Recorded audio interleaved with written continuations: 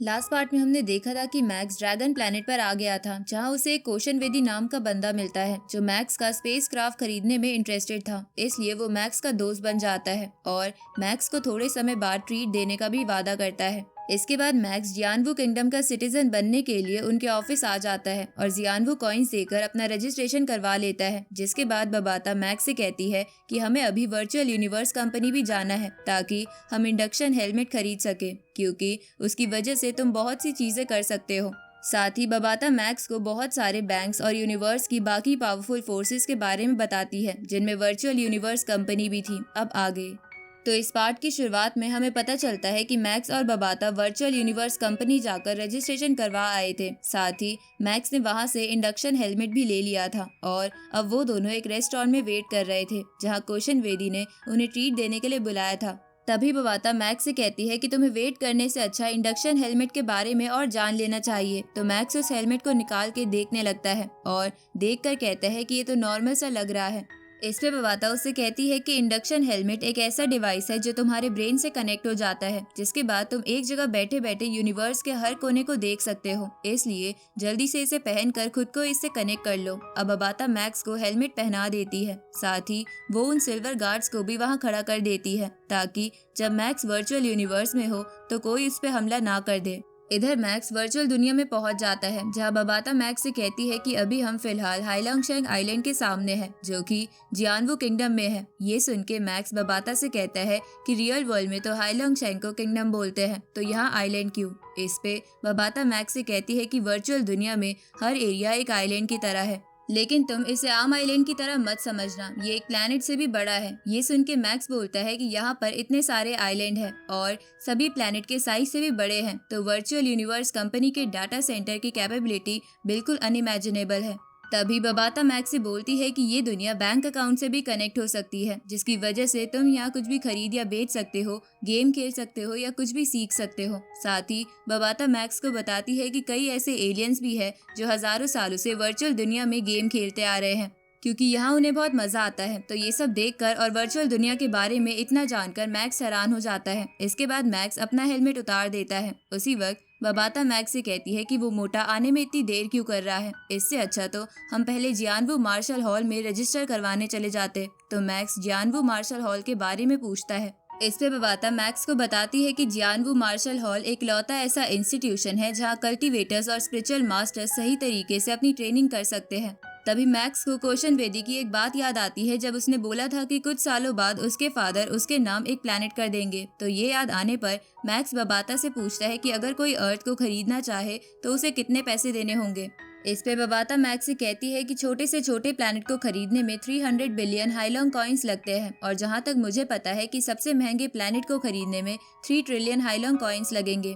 ये सुन के मैक्स कहता है कि अभी तो फिलहाल हम प्लैनेट खरीदने के बस सपने ही देख सकते हैं। इधर हम वेलेन नाम के कल्टीवेटर को देखते हैं, जो कि एक रेस्टोरेंट में अपने 2 चमचों के साथ आ रहा था। तभी बबाता उनकी तरफ इशारा करते हुए मैक्स को बताती है कि ये तीनों जियानवू मार्शल हॉल से है, क्योंकि इन्होंने वहाँ की यूनिफॉर्म पहन रखी है। साथ ही जो इनमें से वेलन नाम का स्पिरिचुअल मास्टर है वो प्लैनेट लेवल 8 पर है, जो जूली कुआन क्लैन से बिलोंग करता है। इस तरफ हम वेलन को देखते हैं जो उस रेस्टोरेंट की एम्प्लॉय को परेशान कर रहा था, जिसके बाद वो अपनी टेबल पर बैठकर अपना 2nd क्लास का स्पिरिचुअल वेपन अपने चमचों को दिखाने लगता है, जो कि 6 बिलियन हाइलोंग कॉइन्स का था। अब वेलन अपने चमचों से बोलता है कि मेरे फादर ने मुझे गिफ्ट करा है। इधर मैक्स उस वेपन को देखकर बबाता से पूछता है कि मेरी हेवनली शील्ड और वो डिस्क जो तुमने दी थी वो कौन सी क्लास की है। ये सुन के बबाता कहती है कि वो शील्ड 3rd क्लास की बेकार रेंज क्लास वाली शील्ड है, जिसकी कीमत 5 बिलियन हाइलोंग कॉइन्स है, और वो डिस्क मीडियम 3rd क्लास की डिस्क है, जिसकी कीमत 20 बिलियन हाइलोंग कॉइन्स है।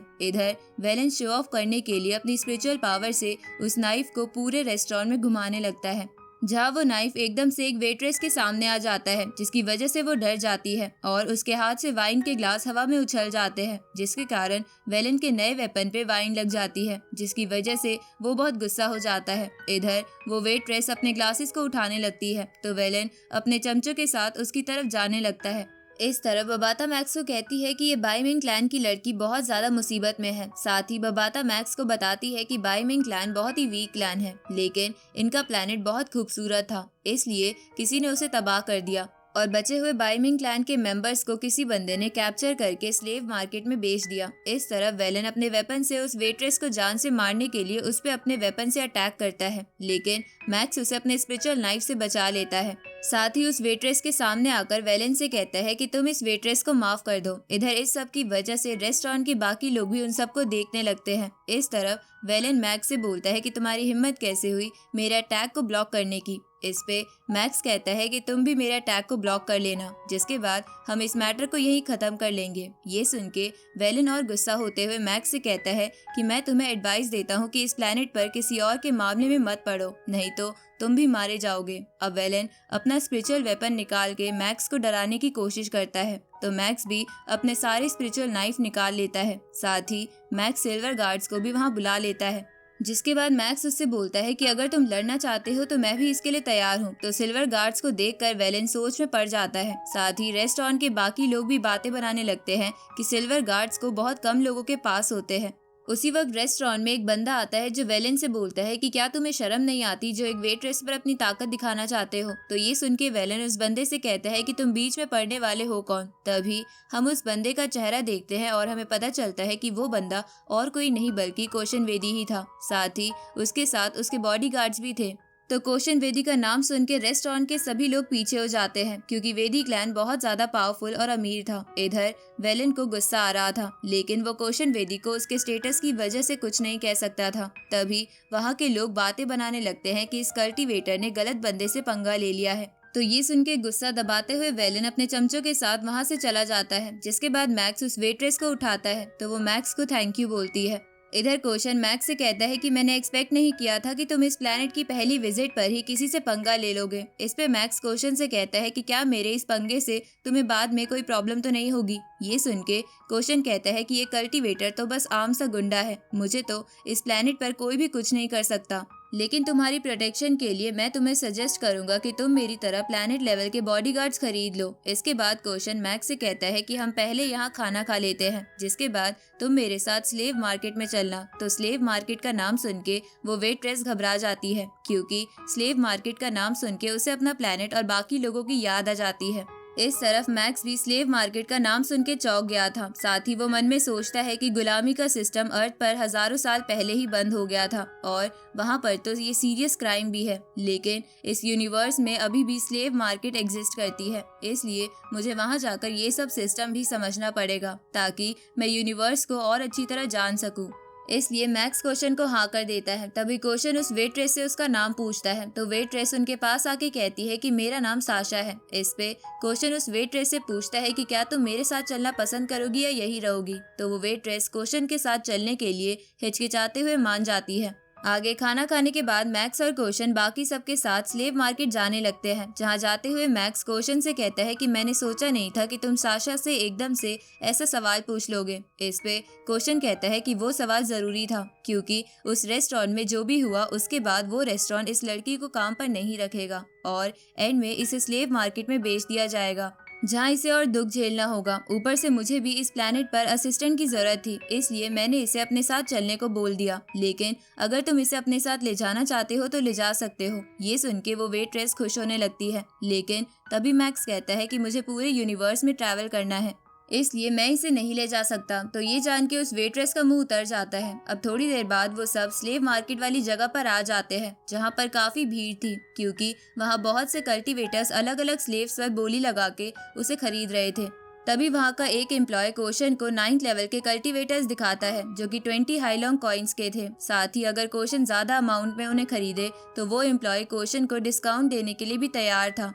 तभी मैक्स कोशन से पूछता है कि 9th लेवल के कल्टीवेटर सिर्फ 20 हाईलॉन्ग कॉइन्स के कैसे मिल रहे हैं। इस पे कोशन कहता है कि 9th लेवल प्लैनेट लेवल से नीचे है, जिसकी वजह से ये लोग इस प्लैनेट के सिटीजन नहीं बन सकते, इसलिए इनका दाम इतना कम है। लेकिन अगर इनकी जगह कोई ब्यूटीफुल लड़की होती या फिर इनके पास कुछ एबिलिटी होती तो बात कुछ अलग होती। उसी वक्त कोशन को एक जगह बहुत सारी ब्यूटीफुल स्लेव्स दिखती हैं, तो वो उसी तरफ चला जाता है। तो मैक्स भी उसका पीछा करता है। अब वहाँ पहुँचने पर कोशन उन लड़कियों को ताड़ने लगता है, जो बहुत ही सुंदर थी, जिन हर एक का प्राइस 5000 हाईलॉन्ग कॉइन्स था। तो उन लड़कियों को देखकर वो वेट्रेस थोड़ा निराश हो जाती है क्योंकि उनके लोगों को भी ऐसे ही बेच दिया गया था। तभी मैक्स की नजर वेट्रेस पर जाती है और उसे सैड देखकर मैक्स बबाता से पूछता है कि तुम्हें क्या लगता है कि ये क्या सोच रही होगी। इस पे बबाता मैक्स से कहती है कि इस यूनिवर्स में एक स्लेव क्या सोचता है उस पे कोई भी ध्यान नहीं देता, पर मैक्स को उस वेट्रेस के लिए बुरा लग रहा था।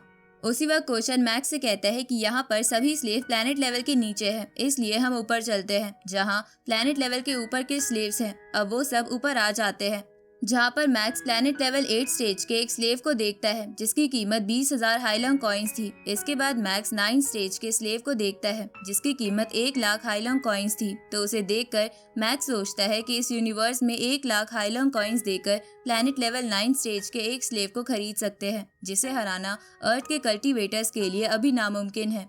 उसी वक्त मैक्स की नज़र स्टार लेवल 1 के स्लेव पर जाती है जिसकी कीमत 10 लाख हाईलॉन्ग कॉइन्स थी। साथ ही मैक्स को उनमें से बहुत औरा महसूस हो रहा था। तभी मैक्स देखता है कि वहां पर स्टार लेवल के आगे वाले स्टेज के भी स्लेव्स हैं जिनमें लेवल 2 के स्लेव की कीमत 60 लाख हाईलॉन्ग कॉइन्स थी, लेवल 3 की कीमत 12 मिलियन, 5th की 160 मिलियन, 6th की 310 मिलियन, 7th की 500 मिलियन, 8th की 2 बिलियन, 9th की 5 बिलियन हाईलॉन्ग कॉइन्स थी। तो उन सबको देखकर मैक्स वहाँ के और भी पावरफुल स्लेव को ढूंढने लगता है जहाँ पर उसे एक स्लेव दिखता है जिसका ऑरा बहुत ज्यादा था। तो उसे देखकर मैक्स सोचता है कि इसका ऑरा और इसकी पावर बहुत ज्यादा अमेजिंग है। उसी वक्त क्वेश्चन वहाँ आकर कहता है कि इसके सामने खड़े होने में भी मेरे पैर कांप रहे हैं। ये सुन के मैक्स सोचता है कि इसके ऑरा से मुझे भी परेशानी हो रही है। तभी क्वेश्चन मैक्स को बताता है कि यहाँ पर यूनिवर्स लेवल के स्लेव्स भी मिलते हैं जिनकी कीमत ट्रिलियंस में होती है और वो कई प्लैनेट से भी महंगे होते हैं। तो ये सुन के मैक्स चौंकते हुए बबाता से पूछता है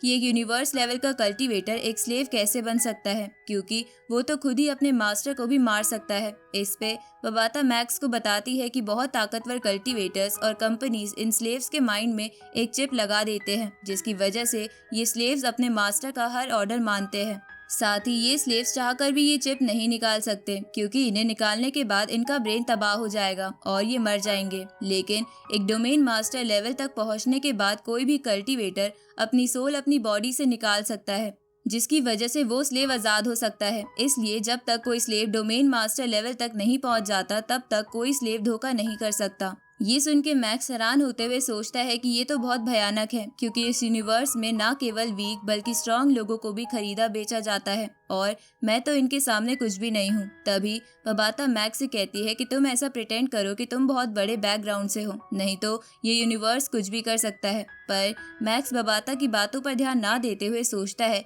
कि मुझे अर्थ को प्रोटेक्ट करने के लिए जल्द से जल्द बहुत ताकतवर बनना होगा, नहीं तो मेरे ही लोग ऐसी स्लेव मार्केट में बिक जाएंगे। और मैक्स के ये बोलते ही ये पार्ट यहीं खत्म होता है।